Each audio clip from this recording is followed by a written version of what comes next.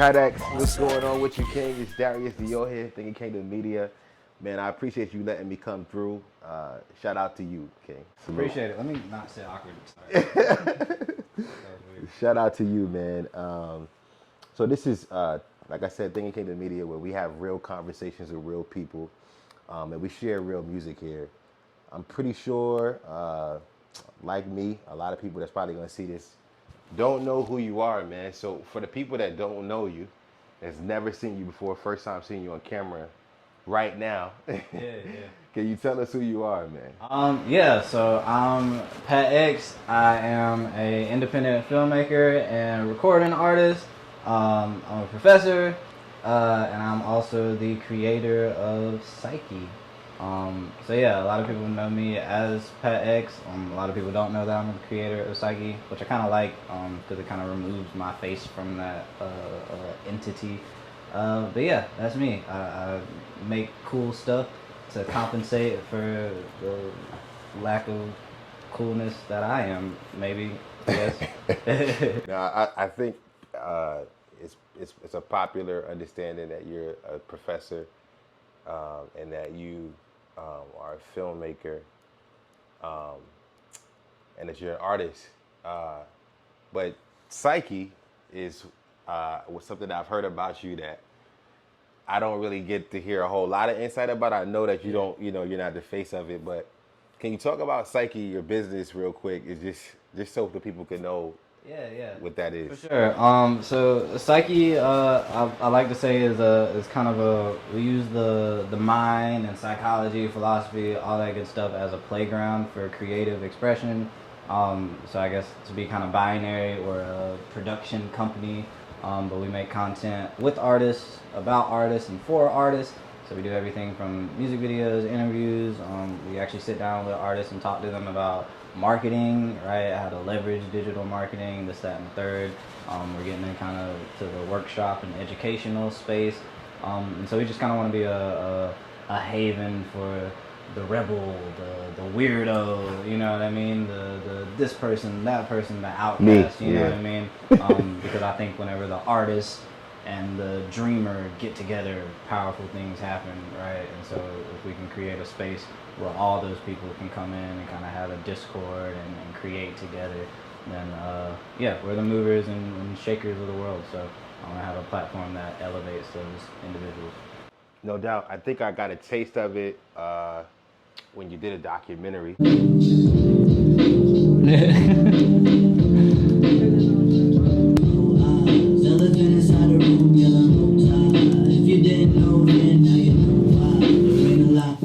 you got, Mila? I always just got the vibe out to it first. I think Tam told me, Tam the Vibe, shout out to Tam the Vibe, she told me that y'all partnered on a super dope project. It was, it was a various artist project. Maybe better understood if you caught me on a good day. Can we please shorten that? No. Why? It takes First. Yeah. Pretty much. It was interesting how that came together because I had just released just kind of like a small, just real like metal project under PATx, and then I'm celebrating because it just got released. I was like July 25th or something like that, and then like later on that day I was like, let's make this 32-track project or whatever. That's what I'm saying, bro. I'm blasting out messages and stuff, and then like the next day after everybody's hitting me up and I'm excited, I'm like, why the hell did I like sign myself up for that? But I wrote that album when I was in high school. Yeah. And I recently like went home because I had just moved into that new house, and so I found that box with like all the writings and stuff, like the verses, back when niggas wrote shit on paper. And I was like, man, like I should make this. You know what I mean? Because like I'm getting a little bit further away because I've already rebranded, and I'm like my artistry is so much different from then.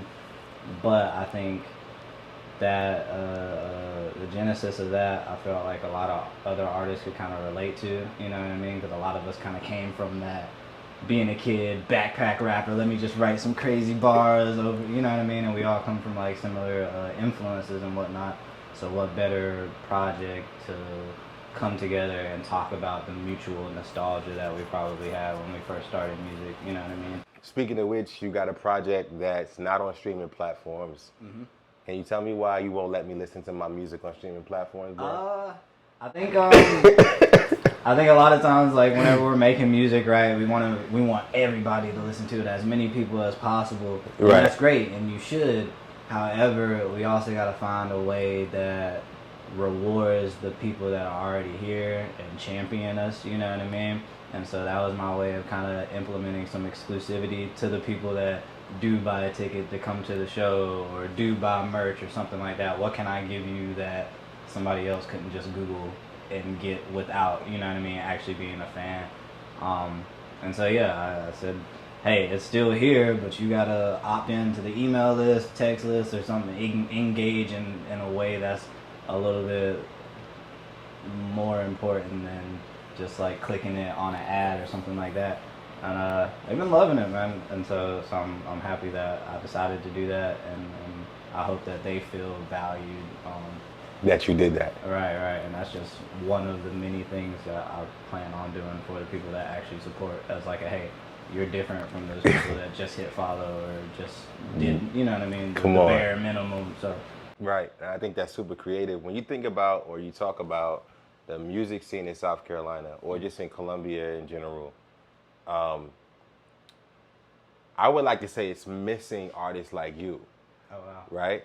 And so so for me, you're a whole gym out here in terms like I appreciate you know what I'm saying? Like I don't think within the popular I guess, you know, scene and opinion, you know, like people would assess your music as different or eclectic. You combine metal and hip hop. And you're very clear about that. You know what I'm saying? How do you maintain the level of I don't care that you do, bro? About like it's almost like you really could care less about how people feel, what they think. Now this is just my assessment of you looking at your content. Yeah. And I may be inaccurate about that. But can you talk about that real quick? Yeah, for sure. And so I think just like anybody else, like obviously like you care to a certain extent, but I think like perspective is like a huge key to like a lot of this, right? And so, you know, whenever I was kind of trying to find myself, whether it's within the music or even outside of the music, right, I felt a little bit more affected by like a negative comment, for example, right? But now that I know what type of music I make, I know what type of person I am, I know what morals I stand on, this, that, and the third, I love when I get a negative comment, because I will troll me right there along with you. You know what I'm saying? Because like that shit's fun to me for somebody to say, yo, this is trash. And I'm like, you know what, you're right, bro. All right, so I'm gonna be honest with you, right? I saw a piece of content. It was you were talking about your show, and I think mid-sentence you turned into a whole zombie. Hey, PATx here. Just to remind you to grab your tickets for the October 15th show. And I freaked out for a second, right? And I was like, wait, right? I was like, wait a minute. And then you kept turning into a zombie. Crazy Carl, hero and the villains. There's gonna be a lot of dope. And I'm like, all right, what's going on, right? Like, why are you doing this to me? I want to know where the show at. So I was distracted, right? Let's talk about that real quick. As a part of, because I would say that's a part of your marketing, and that's like on brand. So I was, like, that was the first piece of content that I had come across without knowing what you do. You know what I'm saying? So like, can you like educate me? Because I'm somebody ignorant to I got you. metal and hip hop. Like, tell me what's, because I don't know about it. I don't, you know what I'm saying? Help me with that. So I think there's two things, right? And this is where it kind of gets like deep and introspective or whatever. So the first half of it is that I'm a very emotional person, but I'm not a very expressive person, right? Gotcha. This is me pissed, this is me happy, whatever. You know what I mean? I'm very stoic and nonchalant. Right. And therefore, it surprises people whenever my music is the way that it is, right? Because you wouldn't expect ooh from somebody that's sitting here chilling or whatever, you know what I mean? And so that's why music and metal, because that's kind of my catharsis, right? Right. If me and you got into a heated debate, my voice ain't gonna get never change. It's not gonna get so loud, you know what I'm saying? But whenever we on record, you know what I mean? Like, it's dynamic. You know what I'm saying? So that's my way of being expressive, right? And then the other half of it, why there's zombies and like all these kind of horror and thriller aesthetic to it. A lot of people assume like, oh, this dude just likes like horror movies or whatever the case may be. I think that it's reflective of a lot of times the things that I'm scared of. You know what I mean? Like, I don't watch scary movies. Wow. You feel me? Like, I'm starting to integrate into that world because it's part of my brand now. But like, the zombies is kind of representative, or that aesthetic, I guess, is kind of representative of two things, right? One, the things that I'm scared of. Two, some of those vices that I might have as a person, you might have as a person, whatever, just kind of represented like that. You know what I mean? So me turning into a zombie for a second, right? That's shock value. It's I mean, it worked. Right, but I think a lot of times it is representative of, oh, that's that bad habit I have, and that's why I scream in my records, right? Because I'm trying to be abrasive and trying to tackle those internal and external things that I want to change or fix. Certainly. Or say it's not okay. You know what I mean? Yeah. So it's a certain level of transparency that comes along with that. For sure. And it's a knowing, you know what I'm saying? It's like, this is me being super self-aware. Right. And letting you be a part of that. I appreciate that. Regardless of what it is. Like I said, it could be internal, whatever vices you got going on, or it could just be your environment. Like, I'm tired of this being a norm. And that's why I scream in my records, or that's why I represent it as a monster, or whatever the case may be. Right. Talk about the audience, right? Because I know of another MC. His name is Donnie Darko. He partners with this DJ called DJ Bless. Okay. And it's wow, right? But it's hip hop too, because you know what I mean. So you got the DJ with the metal. Yeah. And then you got the MC from the hood, right, giving me the bars. So it's intriguing because it sounds like, right, because I'm like, I would call myself or consider myself like a boom bap hip hop purist, right? I don't want to mix it, right? Yeah. And then when I get that, it's like, yo, there's a whole audience here for that, and then it crosses cultures. You know what I'm saying? And there's a certain level of integration. Talk about the audience for what you do, man, and how hardcore they are. Because I checked out some of your shows, and I'm like, yo, bro, people in this city showing up for PATx right now. They screaming his name backstage.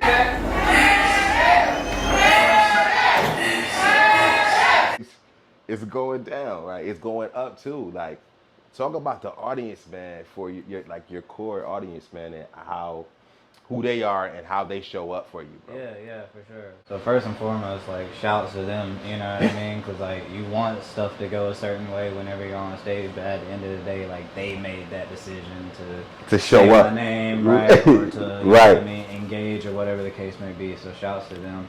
But yeah, I think we kind of answered the question within the question, right? It's that crossover. Because even whenever you think about metal and hip hop, both of them are notorious for being abrasive and unapologetic, right? Right. Both of them have a similar audience, right? This is poor white kids. This is poor black kids, right? You know what I mean? And so whenever they kind of get into a space, you get a similar effect. And then also, I think a lot of times who you are outside of the music influences how willing people are to try something different. You know what I mean? Like, we love Kendrick Lamar, so that's why we were okay that Pimp a Butterfly sounded drastically different from Section 80, or why when Tyler first came out, Flower Boy was like, we knew all along, you know what I mean, or whatever the case may be.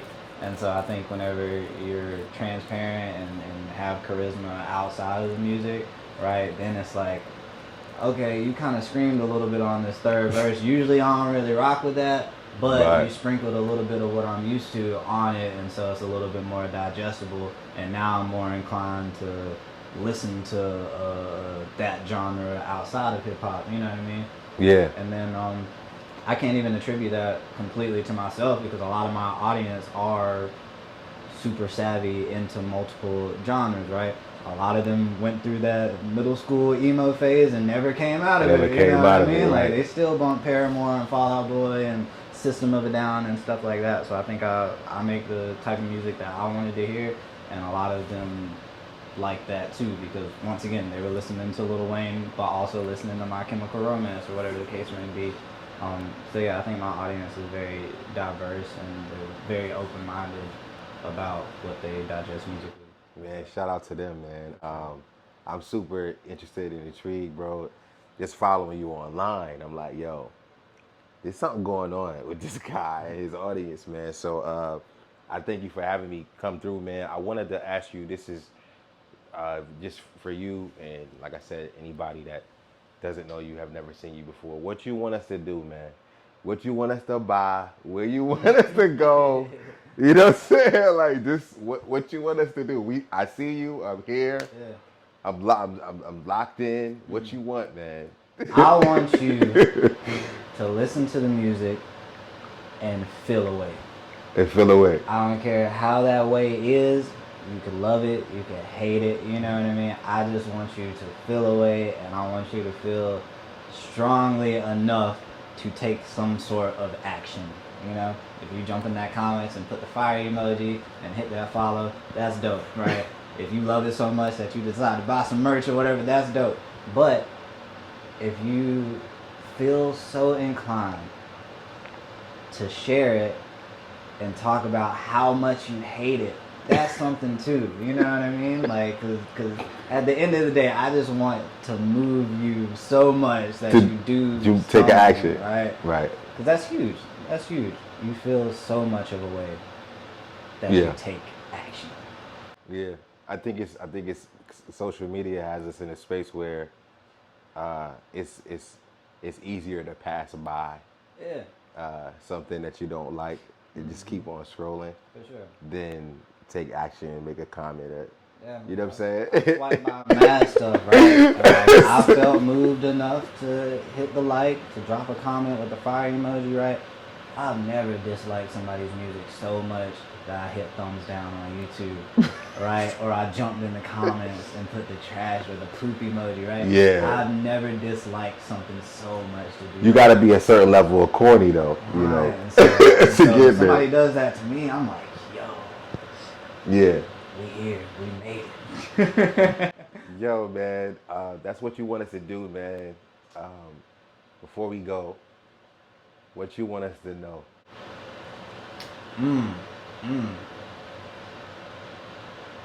Okay, so the next song, and I'm trying to think of how time sensitive this is, but inevitably I'll still probably be working on this even if you drop it super late.